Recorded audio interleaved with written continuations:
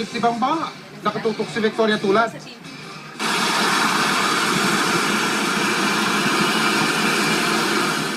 Sa tindi ng buhos ng ulan, nagmistulang swimming pool ang bahagi ito ng EDSA Magallanes at Pasong Tamo Extension sa Makati pasado alas 3 kaninang hapon. Mabilis na tumaas ang tubig at sa isang punto umabot pa hanggang dibdib.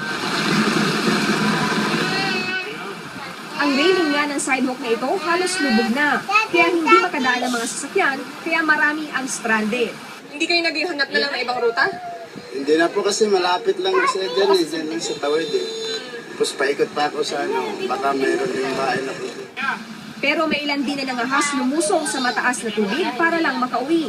Bitbit ang kanyang bisikleta, dahan-dahang lumusong ang lalaking ito. Kwento naman ng isang residente, ingat na ingat siya sa paglalakad dahil baka may open manhole. Gaano kataas po yung baha doon sa looban? Nandito, baka kayo. Ang isang rider sinuong na rin ng baha kahit nalubog sa tubig ang kanyang motorsiklo. Agad na lang daw niya itong tutuyuin para hindi masira ang makina. Ayon sa Makati Police, ito na ang ikalawang beses ngayong taon na bumaha ng ganito kataas sa lugar dahil sa ulan.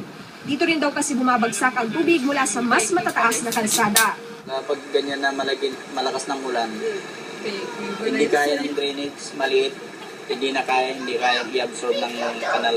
Ikinagulat naman daw ng mga nagtatrabaho sa lugar na inabot ng hanggang dibdib ang baha. Ngayon lang to eh. Ngayon lang na tumaas ng ganun, sandaling oras lang.